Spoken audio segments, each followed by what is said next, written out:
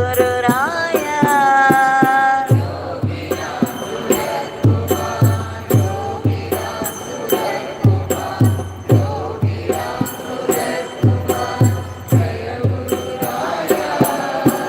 Yogiram Suratkumar Yogiram Suratkumar Yogiram Suratkumar Jaya Guru Raya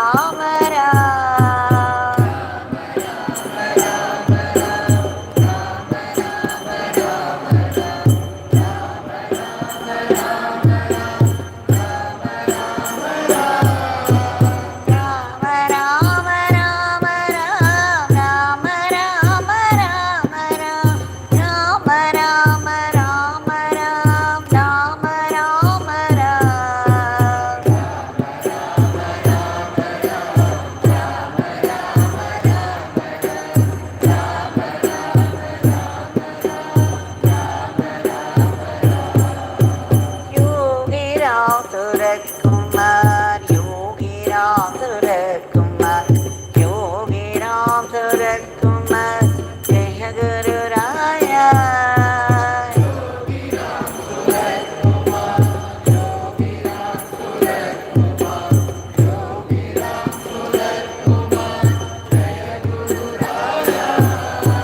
Yogi Ram Suratkumar, Yogi Ram Suratkumar, Yogi Ram Suratkumar, Jaya Guru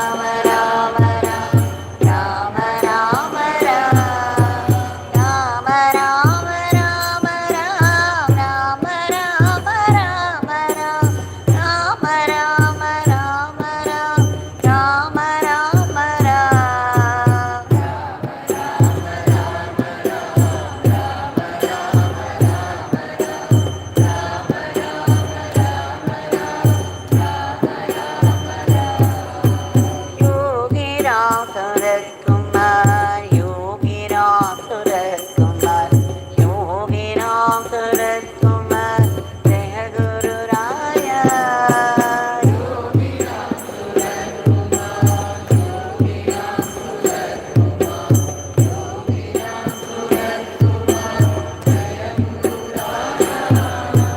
Yogi Ram Suratkumar Yogi Ram Suratkumar Yogi Ram Suratkumar Jaya Guru Raya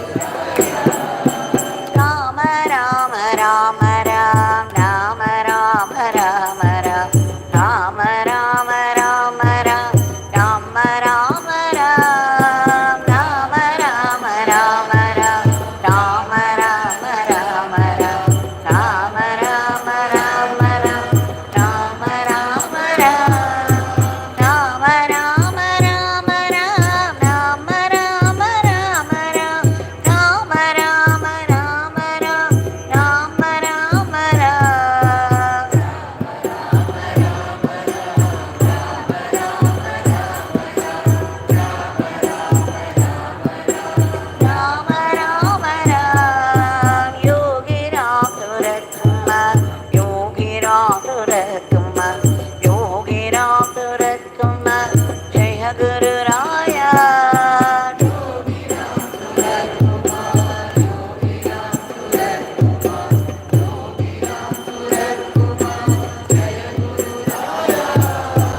Yogi Ram Surat Kumar, Yogi Ram Surat Kumar, Yogi Ram Surat Kumar, Jaya Guru Raya.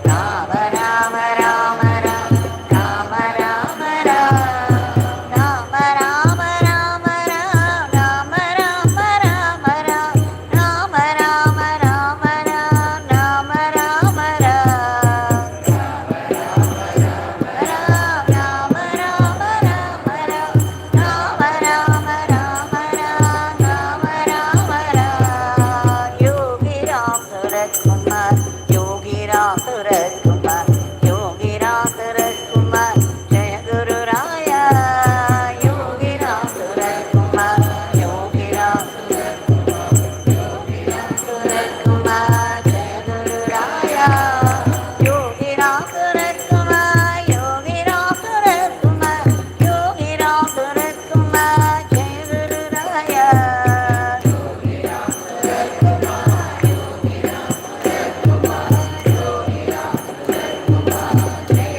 Raya,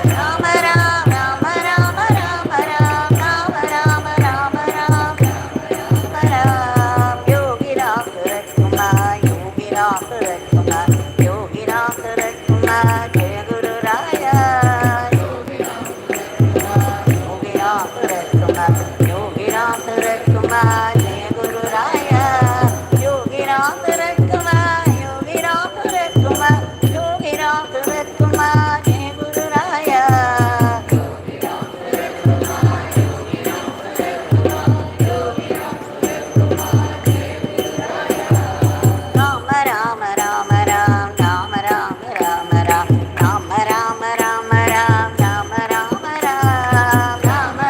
Rama Rama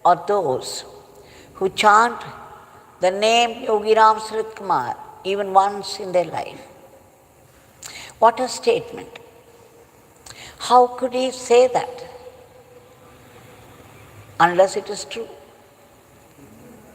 He lived in the house of truth all the time, and this is his promise. Now, sometime back, when Sri Balasubramanian from Madurai had come, and he told me an unbelievable story. And then, after his narration, I told him to write up the whole thing and send me. And 2 days back, I got the narration.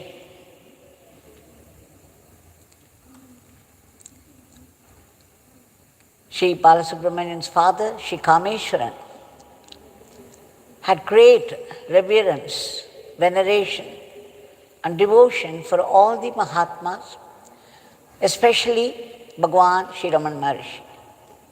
He used to come to Tiruvannamalai, and once in 2014, he visited our ashram also, Yogiram Sarat Kumar ashram, and somebody had given him a photo of Bhagwan, which he took very happily. At the time, Sri K. Balasubramanian was only 19 years in 2014. And he says he had nothing to recommend by way of his character or career or academics. He just lived the way he wanted, and there was nothing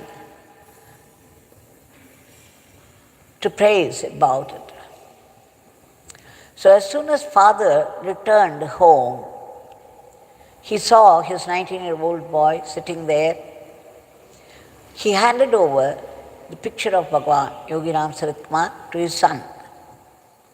His son was very skeptical about many things, and one of them was the Mahatmas. He thought many were only fakes, and he was not interested. As soon as he saw the picture of Bhagwan, he once again thought the same. Oh, this man, father says he's a Mahatma, but I know better. And then he just looked at him, and immediately he went into the internet to verify some of the details. He says it was with bad intention to prove that Yogiji was a fake. And true to his expectation, what happened was he got a photo of Bhagwan with a cigarette in his hand and a huge smile in his countenance. So which once again proved to him the truth of what he assumed. Bhagwan always played along. I had seen him more than once. Like if somebody came, I had seen people even advising him what to do and what not to do. And he would just play along, as though he knew nothing better than the other. And he would say, oh, this beggar has no knowledge of all that. This beggar knows only Ramnam. And they would not know that the sentence that this beggar knows only Ramnam is much more than what it looked on the outside. It spoke volumes of his greatness. Now, after that, when he said to his father, Father, this man is a fake. Then immediately his father screamed and said, oh, don't you say such things. Animika sin. It's a sin to talk of great people in such fashion. Don't do it. But Balasubramanian did not care. Now years rolled. It was 2020.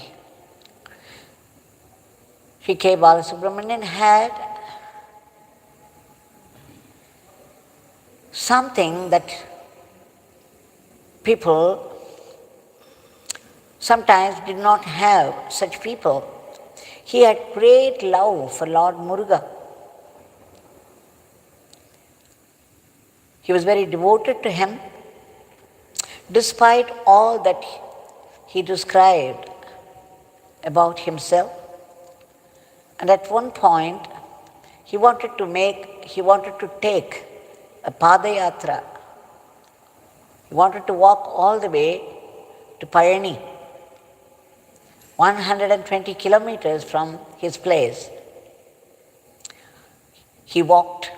He did not know the do's and don'ts of the Padayatra, yet he ventured, and successfully at that, had the great darshan of his beloved Murugan, and returned. All was well. Now 2 days after, suddenly he fainted. There was an attack, epileptic attack. He lost his consciousness for half an hour. It's called a severe tonic seizure. Immediately he was rushed to the intensive care unit, and thereafter what followed was only medicine. For 3 months, anti-epileptic drugs, and then the dosage, heavy dosage. And so most of the time he found himself dozing, unable to do anything else at all. But after 3 months, he slowly came out of the state and started his business. And to his great surprise, it began to flourish. He was very successful in his business, and everything seemed to be going well. And he thought, at last, Lord Muruga was responding to his devotion. And then a few months after, again he had an attack of seizure. He fell unconscious. But this time, when he was attacked, he started to cry out, Muruga, Muruga, Muruga, and fell unconscious. On that day, when he came out, the night, he had a dream. He felt he was going to some place, and then again he felt that he wanted to go to a Muruga's temple to have darshan of Muruga before venturing out. When he approached a temple of Muruga, what did he see? It was Yogi Ram Sarat Kumar who was standing there outside the temple, and immediately he recognized him as the one he saw in the photograph 6 years back, and thought nothing of him.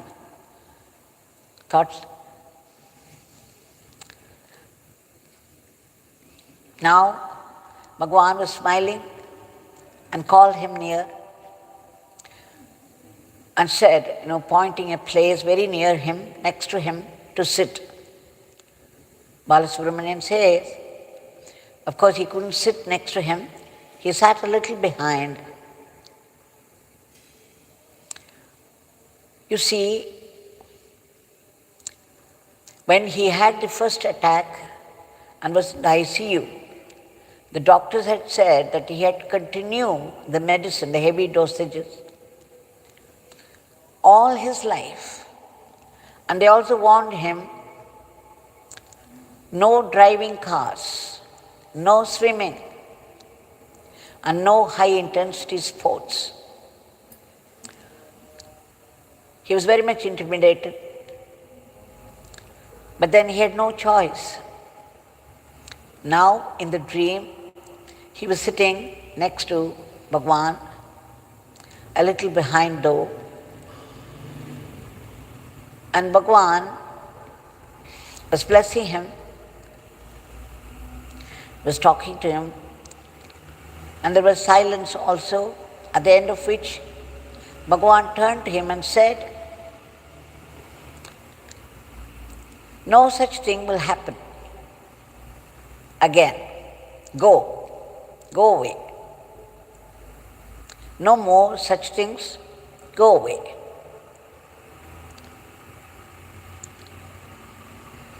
So the next day, after the dream, when he woke up, he found a new energy in his body, a new strength,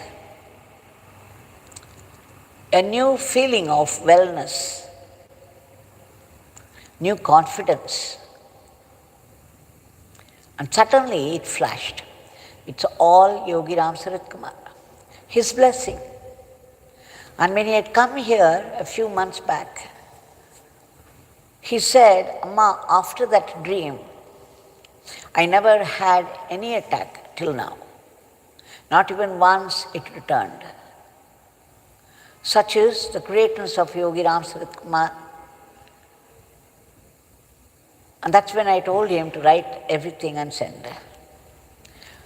Balasubramaniam says that after that, everything changed about his life. He became an ardent devotee of Yogiram Saratkumar because he thought, he called out to Muruga and Yogiram Saratkumar interfered and took over, and so gloriously at that. He was all gratitude, and like a new devotee, he began to print Bhagavan's photos, started distributing. He even had a separate area for worship of Bhagavan, and he began to visit Bhagavan's temple in Madurai, run by Sri Masanamuthu. In the beginning, he used to go every week. But later his business, which was very successful, flourishing, he became very involved and his visits became less frequent, and monthly once or once in 2 months. But now, after a few months, suddenly one day he found, to his great dismay and annoyance, his rib cage was protruding and it was very painful. He was unable to bear it, but he could do nothing about it. The whole night he suffered. The protrusion was there and his body was all pain. He got a little upset and angry. He had a beautiful photograph of Bhagavan, so he looked at him intensely and complained, you said nothing would happen, no such thing would happen, and now I have fallen sick. I thought your word, your assurance, your promise was true, and now I am suffering. And that night again he had a dream, and in a very similar fashion, Bhagavan was there, called him near, made him sit, and then there was he was talking and talking, but he says he did not know what he talked, and then blessed him. So, after that, the next day morning, the miracle happened once again. He found the rib cage coming back to its normal position. What a miracle! How could all this happen? And then he says, it is only Yogiram Saratkumar in his life. Though he would not chant, he did not chant like anyone else so much.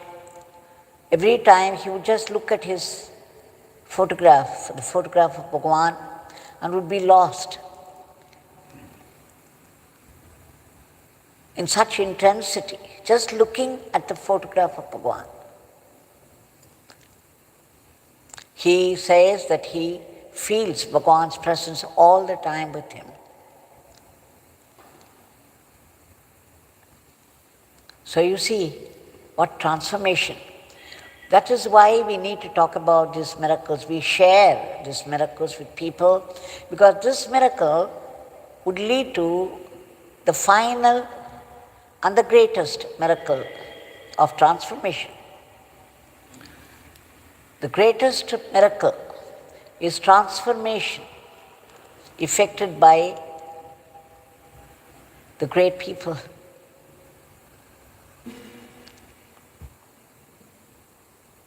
Now, I have a word to say. When he looked at the photo of Bhagavan, he had already decided it was a fake, and he wanted only a further proof of that. So he went into internet and he found a photograph of Bhagavan with a cigarette. I remember another incident way back in 87. Mother Vijayalakshmi and I have always been very close friends, and she became Sudama's sister later on. After I saw Bhagavan for the first time, after the intensity of the experience I had, the very first time, Bhagavan's presence filling every pore of my being, I couldn't keep away from him. And I so much wanted Vijayamma also to come and have darshan. So I kept on writing. She was at the time in Hyderabad, and I kept on writing to her and phoning her to come and see. She had a different opinion because she had probably come across some of them, and her view was different at that time. It was not easy to convince her. And finally, I confronted her. I said, if your murti is made of wood, we worship. And then when we worship, our prayers are fulfilled by the murti. And in the sanctum sanctorum, the murtis are made of stone or metal. And when we stand before them and pray to them, our problems are solved, our prayers are fulfilled. If we could see God in the murti made up of wood or a stone or a metal, why couldn't we see the same Chaitanya, the same divinity in a human form? In the scale of evolution, the highest form, the manifest form, is human body. And that's why Mahavishnu, even though it's a form of light, it still has a human form. We see Narayana with 2 eyes and a nose and mouth and a body just like ours. We see Parameshwara, again in a human form, though it's a form of light. So in the scale of evolution, the highest manifest form is human body, the human form, rather. So why shouldn't we see divinity in that? And I think the divinity is at its best, at its greatest, the human form. So it's when I put forth this point before her, it convinced her. And after that she came for darshan of Bhagavan, and then she became an ardent devotee. And you know, her whole life has become now divine, full of nama and seva. So there's a turning point in everybody's life. What I mean to say, one should not rush into conclusions. With the little knowledge we have, and our limited vision and a brain which does not work to its full capacity in many cases. We lack experience and wisdom.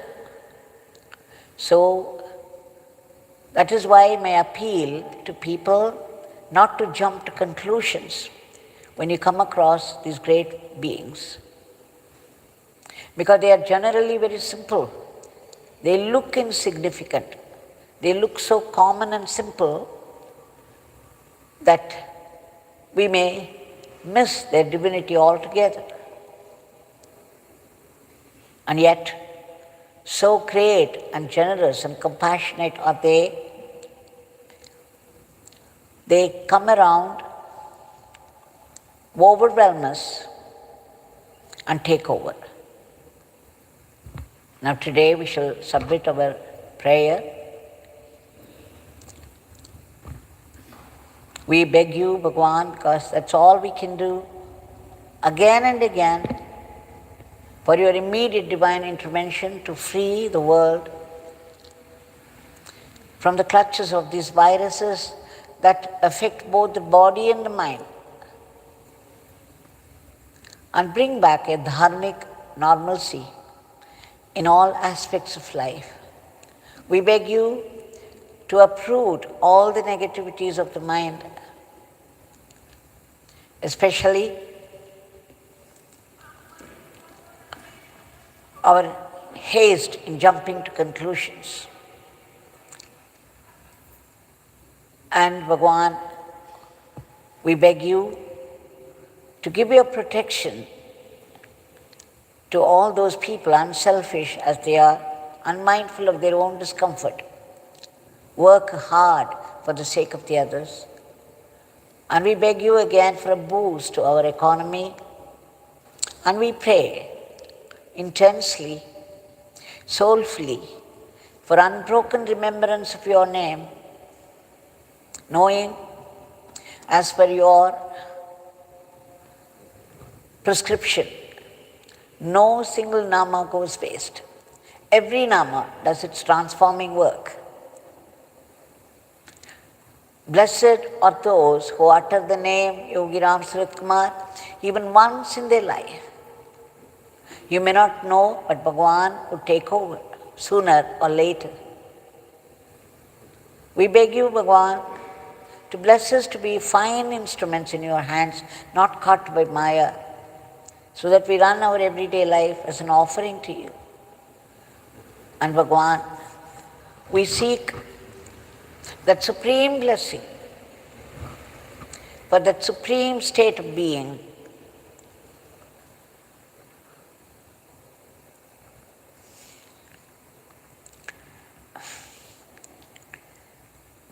the state of Satchidananda, for which we need to be purified completely. We beg you for that supreme blessing so that we will be able to see your pulsating, vibrant presence in everything and everywhere. We beg you to bless us to be able to see your Leela, your Sankalpa in all happenings of life. And most importantly, even in the most devastating sufferings of life, your hidden grace meant for our spiritual growth. Even though it is only the effect of our past karma that we suffer, the suffering leads to a greater closeness with God. It pushes us towards God because we feel that every security, everything that we considered as security would prove useless, and finally we have to turn to God only. So we beg you to bless us with the right attitude and also the attitude of gratitude, to take everything as a blessing from you meant for our own welfare. And we beg you again, Bhagavan, for all the species of the cosmos, at whatever state of being they are, to be free from the state of misery and be lifted to a higher plane. And finally, we seek that supreme state to be free from this vicious cycle of births and deaths, to be free from the tyranny of ego, so that we would live eternally in you, the eternal divinity. Jai Yogiram Sarat Kumar.